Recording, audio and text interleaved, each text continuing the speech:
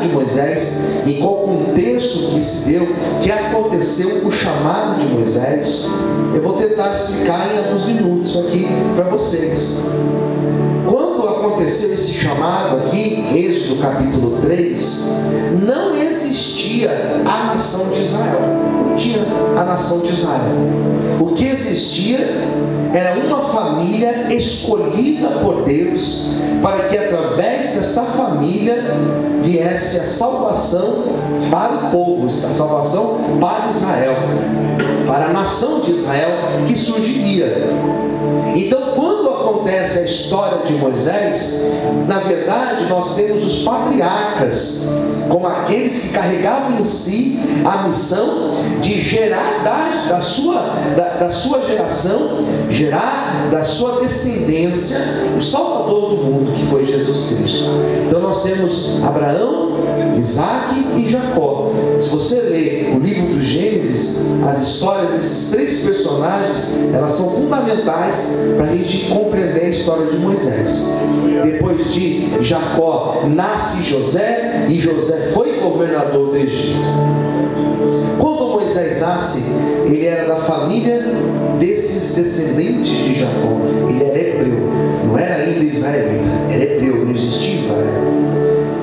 Só que a história vai falar que esse povo hebreu estava no Egito por quase 400 anos.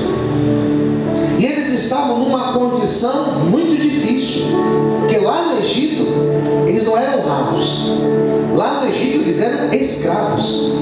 Sabe essas pirâmides que a gente vê hoje, que até hoje são visitadas? Muitos hebreus trabalharam construindo pirâmides, construindo as cidades do Egito, porque o Egito nessa época era a maior potência que existia no mundo. E Moisés nasce dentro dessa história. Ele nasce numa época que o faraó foi tomado por um espírito demoníaco, e ele deu uma ordem que quando nascesse um filho dos hebreus, se fosse uma menina, tudo bem, não tinha problema, mas se fosse menino, esses meninos deveriam ser sacrificados, deveriam ser mortos, que era um povo que crescia muito, e o medo deles é que se tornasse maior do que a própria população do Egito. Então esses meninos começam a ser mortos. Moisés nasce aí, nessa época. Só que a história de Moisés, quando você volta lá no capítulo 2, a história de Moisés vai dizer que ele nasce e a sua mãe o escondeu por 3 meses. Então ele não foi morto, ele foi preservado com vida. Posso ouvir um amém, queridos? Deus deu um grande livramento. E na verdade Moisés, ele foi criado dentro do palácio de Faraó. É porque o tempo não vai dar para a gente falar toda a história, e não é a minha intenção hoje contar a história de Moisés, é apenas o seu chamado. Moisés então é criado lá na casa de Faraó. Ele é criado dentro dos costumes dos egípcios. A história de Moisés é uma história que nós podemos dividi-la em 3 fases. Quantas fases eu disse? 3 fases. Porque Moisés viveu 120 anos. Está lá em Deuteronômio. 120 anos. E quando a gente divide a história dele, nós dividimos em 40 anos, depois 40 anos até os 80, depois dos 80 até 120 anos. Esses primeiros 40 anos da vida de Moisés, ele era um jovem comum. Foi criado dentro do palácio de Faraó. Talvez você não saiba, mas ele foi formado em todas as ciências dos egípcios. Então ele era um homem extremamente culto, extremamente capaz. Ele não era uma pessoa qualquer, não. Ele era muito inteligente, muito capaz. Se a gente fosse falar hoje em dia, ele seria um estudante das maiores universidades do mundo, porque lá no Egito eram as maiores universidades do mundo, de toda a formação. Só que ele não era ainda aquele homem que foi o libertador do povo hebreu. Ele ainda estava lá como um egípcio comum. E a história vai falar que Moisés, não sei se você sabe desse período da história de Moisés, mas Moisés teve que fugir. E por que Moisés teve que fugir? Porque ele cometeu um crime. Poucas vezes a gente ouve nos cultos alguém falar do crime que Moisés cometeu. Mas Moisés viu um dos hebreus sendo castigado pelo egípcio. Ele foi lá e matou esse egípcio, feriu esse egípcio, matou esse egípcio e enterrou esse egípcio. E por causa desse homicídio que ele cometeu, ele teve que fugir aos 40 anos de idade. Então ele sai do palácio de Faraó e ele vai ter uma vida de camponês, uma vida comum.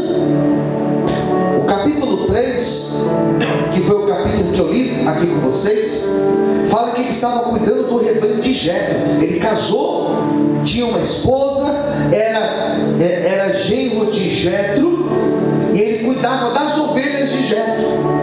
E num dia comum, dia de trabalho comum, ele estava caminhando, cuidando do rebanho, e Deus apareceu para ele. Eu acho maravilhoso, irmãos, porque às vezes, num dia comum, Deus faz uma obra maravilhosa na nossa vida. Não subestime o agir de Deus. Posso ouvir amém, queridos? Diga para quem estiver perto de você, diga: não subestime o agir de Deus. Aleluia. Se Deus quiser, Ele pode hoje, domingo mesmo, se Ele quiser, Ele pode hoje abrir uma porta para você. Se Ele quiser, Ele pode nessa semana ainda, última semana, últimos dias do mês de abril. Se Ele quiser, Ele pode restaurar, Ele pode levantar, Ele pode curar, Ele pode abrir uma porta, Ele pode exaltar, Ele pode fazer uma obra gloriosa. Não despreze o dia comum, porque é no dia comum que Deus manifesta grandes milagres sobre as nossas vidas, em nome de Jesus. Aleluia. Você pode aplaudir a Deus? Aplaude o Senhor nessa noite, amém? Estava lá no dia comum, ele teve uma visão. E qual foi a visão que ele teve? Ele viu um arbusto chamado sarça. E aquele arbusto, típico dos lugares de deserto, ele entra em autocombustão. O calor às vezes é tão forte que ele entra em combustão e ele queima. E aquela sarça era um fogo diferente, que não consumia a sarça. Queimava, mas não consumia. Posso ouvir um amém, queridos? Quando Moisés viu aquilo, tinha 40 anos. Quando ele viu aquela cena, na verdade 40 anos não, ele tinha 80 anos aqui, já na segunda fase. Ele vai se aproximar, e quando ele se aproxima, Deus fala com ele. E o que Deus falou com Moisés? Você está com a sua Bíblia aberta?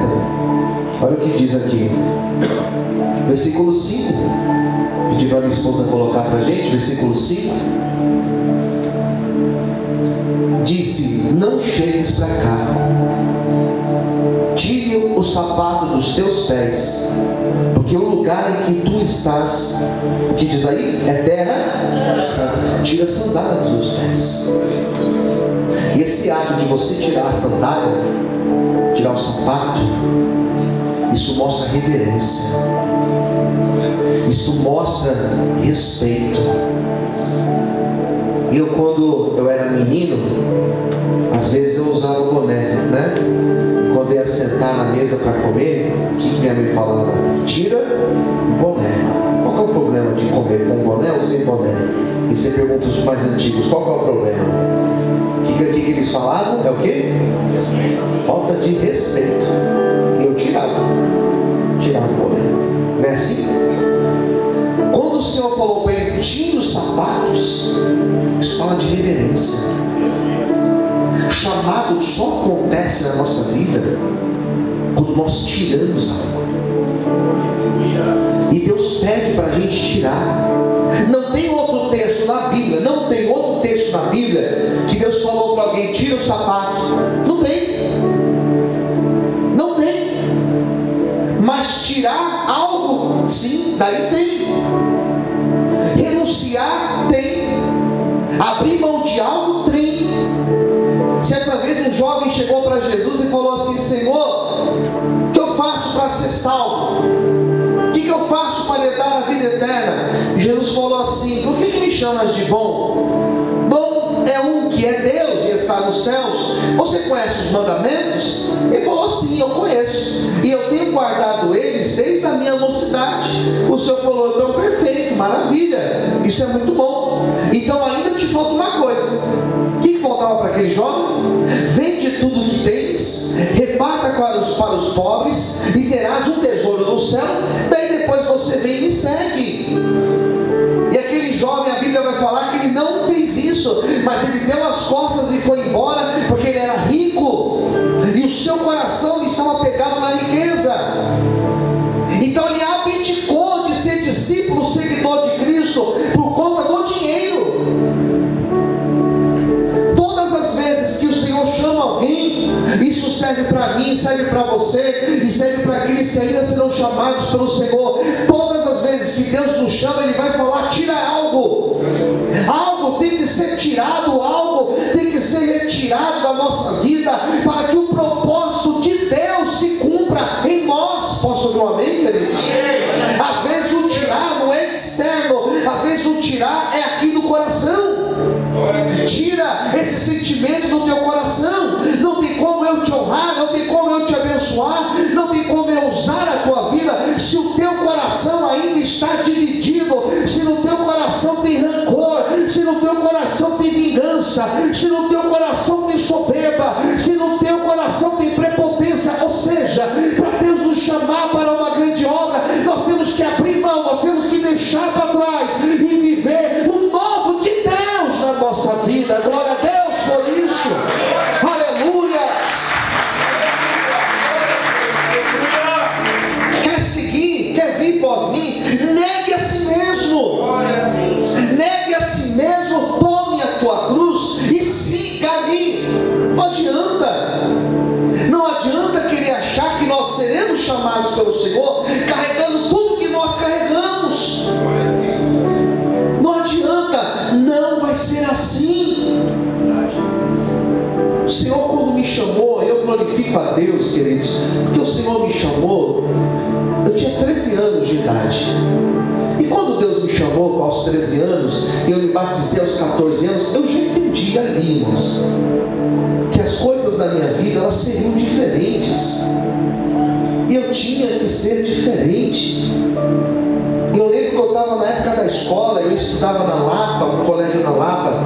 Eu estava nesse colégio, e eu lembro que na hora do intervalo da aula, né, aqueles intervalos que a gente ia tomar um lanche e tal, eu lembro que todos os meus amigos, eles saíam da sala e eles iam fumar maconha, todos eles.